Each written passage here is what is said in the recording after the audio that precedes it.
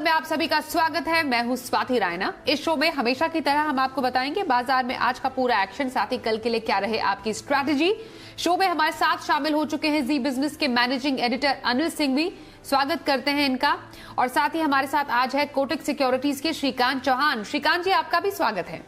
पूरी research team है हमारे साथ, परिचय करा दें। कुशल से जानेंगे कैसा रहा आज बाजार का हाल और टीवीएस मैनेजमेंट पे क्या है बड़ा बदलाव। आशीष बताएंगे स्टील कंपनियों के लिए क्या है खास, और डी लिस्टिंग के नए नियमों में की मंजूर में क्या है खास बताएंगे ब्रजेश कुमार। वही जुबलेंट फूड की क्या है बड़ी डील बताएंगे हमें वरुण। और चेतन से जानेंगे एथेनॉल पर क्या है खास खबर। सबसे पहले बाजार के हाल पर एक नजर डाल लेते हैं। मंथली एक्सपायरी के दिन बाजार में भारी गिरावट आज देखी गई और भारी गिरावट के साथ बाजार बंद भी हुआ।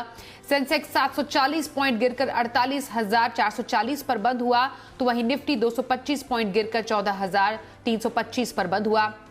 निफ्टी बैंक 287 पॉइंट गिरकर बंद हुआ और मेटल सेक्टर को छोड़ बाकी सभी सेक्टर बिकवाली के ही आज शिकार हुए।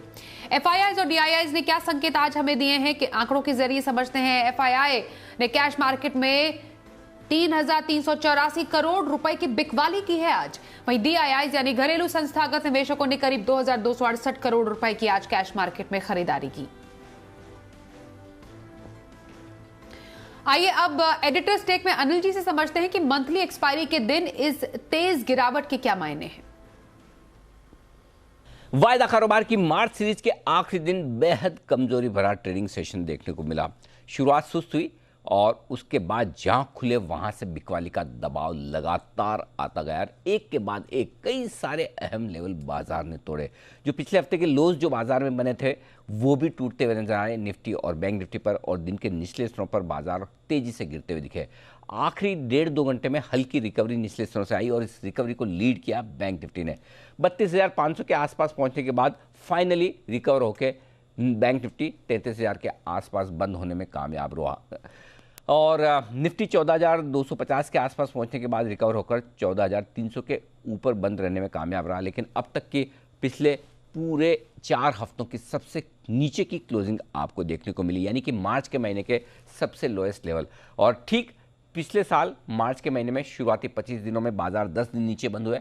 इस बार भी एग्जैक्टली वैसा ही हुआ। शुरुआती 25 दिनों में 10 दिन बाजार बंद हुए नीचे की तरफ। वजह एक और ग्लोबल मार्केट्स को लेकर बहुत ज़्यादा कॉन्फिडेंस नहीं है, कंफर्ट नहीं है, हल्की फुल्की बिकवाली का दबाव है। दूसरा, कोरोना के मामले जिस तरह से तेजी से फिर बढ़ रहे हैं, लोगों को डर है कि कहीं लॉकडाउन ना हो जाए। तीसरा, एफआईआईज की तरफ से बिकवाली लगातार होती दिख रही है और दमदार होती दिख रही है। तो तीसरा कारण सबसे बड़ा है। अब बीच बीच में जो हल्की फुल्की शॉर्ट कवरिंग आती है वो इस लिहाज से आती है कि तेजी का मार्केट है तो लोग सोचते हैं कि थोड़ी बहुत चुनिंदा खरीदारी की जाए। दूसरा ये कि ओवरसोल्ड मार्केट है तो हल्की फुल्की रिकवरी आती है। लेकिन उस रिकवरी में फिर से ट्रेडर्स अपनी पोजीशन हल्की करने या फिर शॉर्ट बनाने में लगे हैं या फिर फंड्स वहाँ पर बेचने में लगे हैं। इस वजह से बाजार का मूड माहौल काफ़ी बिगड़ा हुआ है। पिछले 5 ट्रेडिंग सेशन बेहद कमजोरी और बेहद खराब रहे, जहाँ पर across large cap, mid cap, small cap सब तरह के शेयरों में जबरदस्त मुनाफा वसूली होती दिखी है। आज के बाजार पे कारोबार के मायने तो हमने समझ लिए, अब कल के लिए स्ट्रैटेजी क्या रखी जाए, बाजार के लिए हम संकेत भी समझेंगे अनिल जी से। लेकिन उससे पहले आज जो बाजार में तेज गिरावट देखी गई, कौन से सेक्टर रहे लाल निशान में, कहां पर अच्छी खासी तेजी देखी गई, समझते हैं। हमारे साथ है हमारे सहयोगी कुशल गुप्ता। बताइए कुशल। जी, तो मंथली एक्सपायरी के दिन बाजारों में आज भारी उतार चढ़ाव देखने को मिला। इनफैक्ट सेकंड हाफ में अगर आप देखेंगे तो ये वॉलेटिलिटी जो है और ज्यादा गहराती हुई नजर आई। जहां पर अगर आप देखें तो निफ्टी में गिरने वाले शेयरों की सूची में आईओसी, मारुति सुजुकी इनफैक्ट करीब 4% लुढ़कता हुआ नजर आया। साथ ही कोल इंडिया, भारतीय एयरटेल पर भी दबाव देखने को मिला। बढ़ने वाले शेयरों में मेटल स्पेसिफिक थे और साथ ही बैंक्स में भी काफी अच्छा रुझान देखने को मिला। कुछ एक चुनिंदा बैंक जो थे और साथ ही एनबीएफसीज, वहां पर अच्छी तेजी देखने को मिली।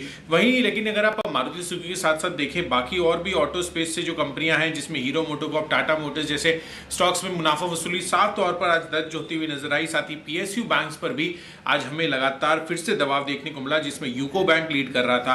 रियल्टी स्पेस यहां पर भी दबाव जो है लगातार जारी है, जिसमें गोदरेज प्रॉपर्टीज, ओबरॉय रियल्टी जैसे स्टॉक्स शामिल है। और एफएमसीजी यहां पर भी जो है पिछले कुछ दिनों में जिससे आपकी तेजी इसमें बनी थी, पर कहीं ना कहीं ये सेक्टर भी जो है मुनाफा वसूली की चपेट में फिर से आता हुआ नजर आ रहा है। साथ ही आईटी स्पेस यहाँ पर भी जो है आपको प्रॉफिट बुकिंग के संकेत साफ तौर पर नजर आ रहे हैं, जिसमें विप्रो, इन्फोएज, जस्ट डायल जैसे स्टॉक्स पर भारी दबाव आज के सत्र में बनता हुआ नजर आया। और अंत में मेटल स्पेस ये एकमात्र इंडेक्स था जो हरे निशान में बंद होने में सफल हुआ। और यहाँ पर अगर आप देखें तो सेल, टाटा स्टील जैसे शेयरों में 3-3.5% का इंट्राडे अपमूव हमें देखने को मिला। और अंत में जी के हिट कॉल्स की बात करें तो सेल जो है श्रीकांत जी ने आपको रेकमेंड किया था, साथ ही जीएसपीएल के फ्यूचर्स ये भी सेठी साहब की कॉल थी आज के लिए। और जुबिलेंट फूड और पीवीआर पर भी जो है आपको रिकमेंडेशंस दी गई थी। तो ओवरऑल अगर आप देखें तो जो मंथली एक्सपायरी थी वो काफ़ी वॉलेटाइल रही। अब नई सीरीज की जो शुरुआत है वो कल से होती हुई दिखेगी, तो देखते हैं बाजार का मूवमेंट कल कैसा रहता है। बिल्कुल, कुशल से हमने समझ लिया बाजार पर और डिटेल में हाल। अब श्रीकांत जी, हमारे आज के एक्सपर्ट का रुख कर लेते हैं। श्रीकांत जी, बाजार की इस गिरावट में फिलहाल क्या स्ट्रैटेजी रखनी चाहिए, ये हम आपसे सबसे पहले समझेंगे। साथ ही कल के लिए अगर किसी को ट्रेड करना हो तो आपकी इंट्राडे पिक कौन सी होगी, और हफ्ते भर का नजरिया पोजिशनल व्यू में कहां रखें?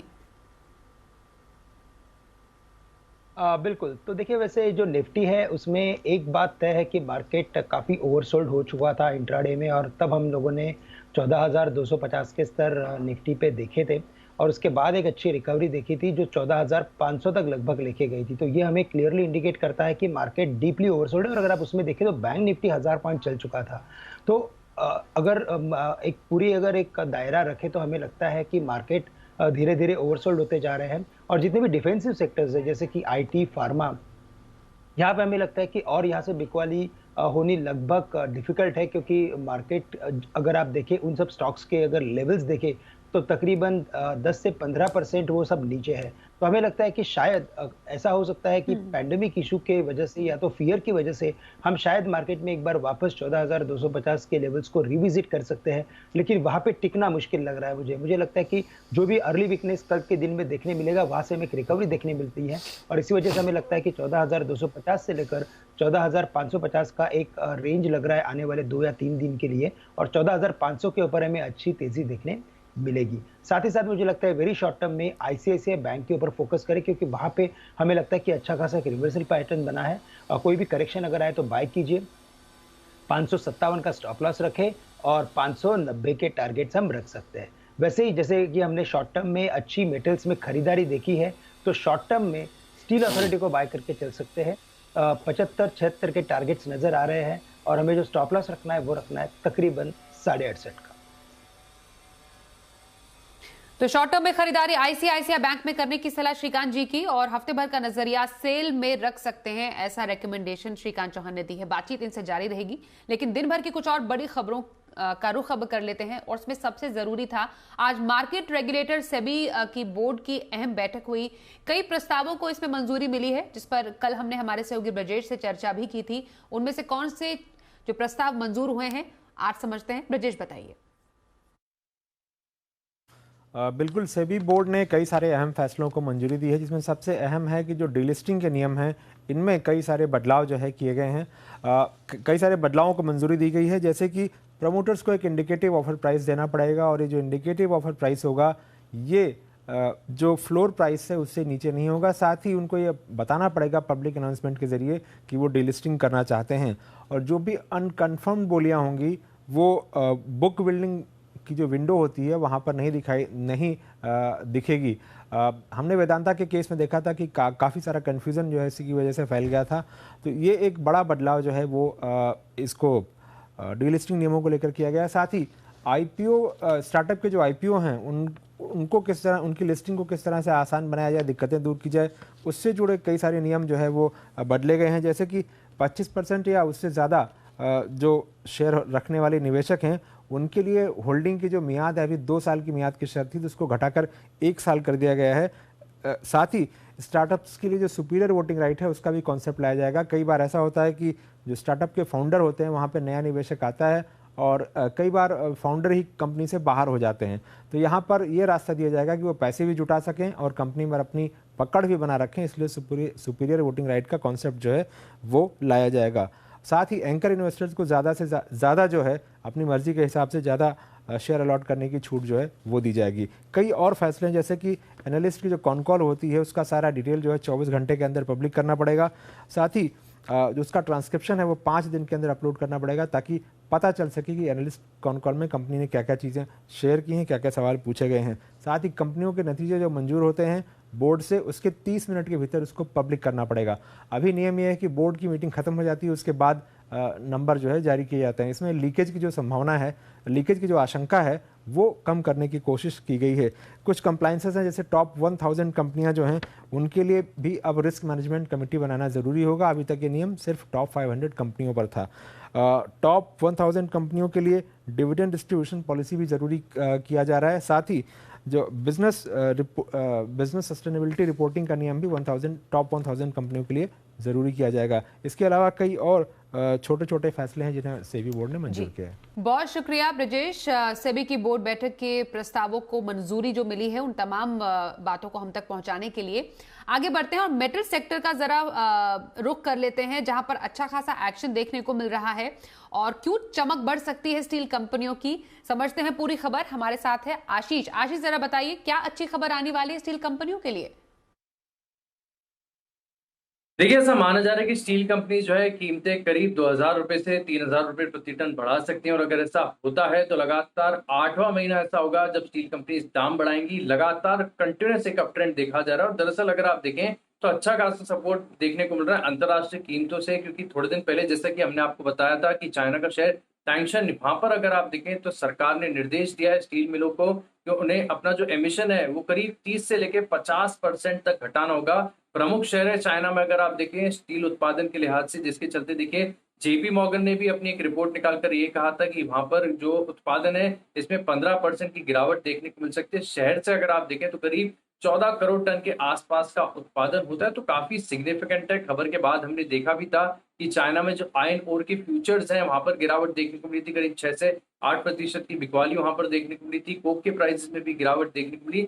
लेकिन जो घरेलू कंपनीज हैं इन्हें दरअसल अगर देखा जाएगा तो एक बढ़िया इसके लिए भी मिलते हुए नजर आ रहा है, क्योंकि अंतर्राष्ट्रीय कीमतों के मुकाबले अगर आप देखें तो भारत में जो कीमतें हैं वो अभी भी डिस्काउंट पर चल रही हैं। इसके लिए यहाँ से बढ़त का हेडरूम अच्छा खासा विजिबल है। एक और खास बात ये भी कि अक्रॉस द इंडस्ट्री अगर आप देखें तो मांग बेहद सपोर्टिव नजर आ रही है। ऑटो कंपनीज से मांग बढ़ी है। कंज्यूमर ड्यूरेबल्स में अगर आप देखें तो वहां पर भी कंपनीज ने प्राइस हाइक किया है, मांग काफी बढ़िया देखने को मिल रही है। देश में कंस्ट्रक्शन एक्टिविटी दोबारा शुरू हो गई है, जिसके चलते देखिए कि कंपनीज को फायदा मिलते हुए नजर आ रहा है। और सबसे ज्यादा फायदा होगा देखिए जो इंटीग्रेटेड प्लेयर्स हैं, मिसाल के तौर पर अगर आप देखें तो सेल पूरी तरीके से इंटीग्रेटेड, इनफैक्ट आयरन ओर के सरप्लस है इनके पास, तो यहाँ पर आपको नजर रखनी होगी। Tata steel, SAIL, JSW steel, Kalyani steel जैसे जो स्टॉक्स हैं यहाँ पर भी फोकस रखना होगा। बहुत शुक्रिया आशीष, मेटल स्पेस से जुड़ी हुई बड़ी खबर हमको बताने के लिए। आगे बढ़ते हैं और अब देखते हैं शो का खास सेगमेंट शर्मा जी का ऑप्शन।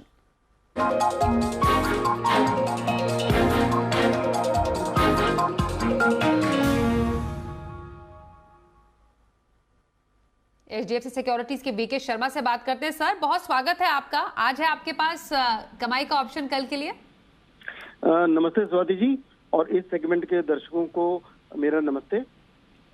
आज मैं बजाज फाइनेंस का पुट लेकर आया हूँ। हमेशा की तरह 2 लाता था और आज मैं एक ही लाया हूँ, और कल भी मैंने एक ही पुट दिया था। तो पुट खरीदना मुझे खास समझ में नहीं आता है, लेकिन इस वक्त मार्केट ऐसा है, इसीलिए जो समझ में आ रहा है अभी वही रिकमेंड कर रहा हूँ। लेकिन ध्यान रखिए, सुबह खुलेगा मार्केट या खुलने के पहले जो अनिल जी का व्यू होगा उसको ध्यान से सुनिएगा कि अगर वो लगता है उनको कि मार्केट नीचे जाएगा तभी ये पुट लें बजाज फाइनेंस में। ठीक है जी, अब मैं शुरू करता हूँ। तो बजाज फाइनेंस का अप्रैल सीरीज का 5100 का पुट आप खरीद सकते हैं, जो आज करीब 215 रुपए पे बंद हुआ है। इसमें स्टॉप लॉस रखिए 185 रुपए का, आपका टारगेट रहेगा 260।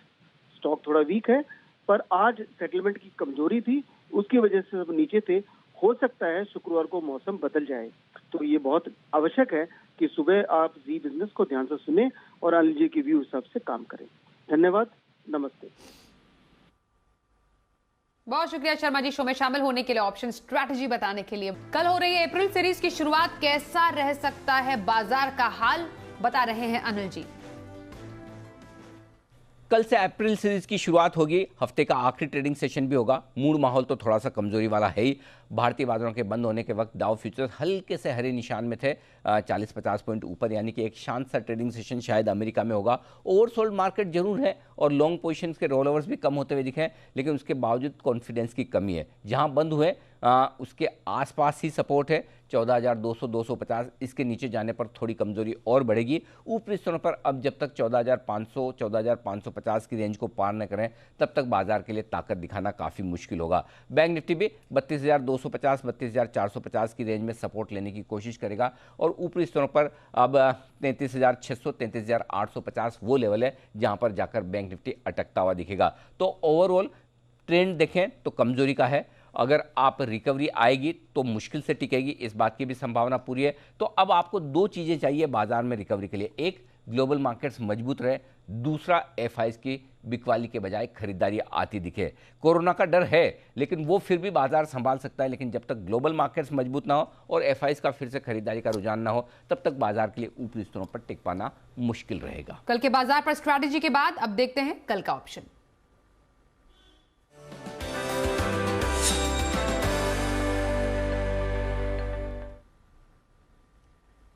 चॉइस ब्रोकिंग की सुमित बगड़िया है हमारे साथ। सुमित जी बहुत स्वागत है। कल के लिए क्या ऑप्शन स्ट्रैटेजी? नमस्कार स्वाति, गुड इवनिंग। कल के लिए दो ऑप्शन है मेरे पास, एक पुट है और एक कॉल है, यानी एक तेजी का है और एक मंदी का है। तो मंदी के साइड का बजाज ऑटो है, 3500 का पुट लेने का सलाह रहेगा 110 के आसपास। 85 का देखिए स्ट्रिक्ट स्टॉप लॉस लगाना होगा, बिना स्टॉप लॉस के कोई भी काम नहीं करेंगे जो भी लोग अभी हमको सुन रहे हैं और जो भी ट्रेड लेंगे। 85 के स्टॉप लॉस से 110 का पुट लेना है, टारगेट 140 से 150 का होगा बजाज ऑटो में 3500 वाला। दूसरा जो कॉल साइड में है वो है मेटल सेक्टर का टाटा स्टील। टाटा स्टील और मेटल सेक्टर पूरा मुझे मजबूत लग रहा है, तो टाटा स्टील में 720 का कॉल 40 के आसपास लेने का सलाह रहेगा। 30 रुपए का इसके अंदर स्टॉप लॉस लगाएं, ऊपर में टारगेट बनेगा 55 रुपए से लेकर 60 रुपए तक का। कल अगर मार्केट में रिकवरी आई तो ये कॉल अच्छा परफॉर्म करना चाहिए।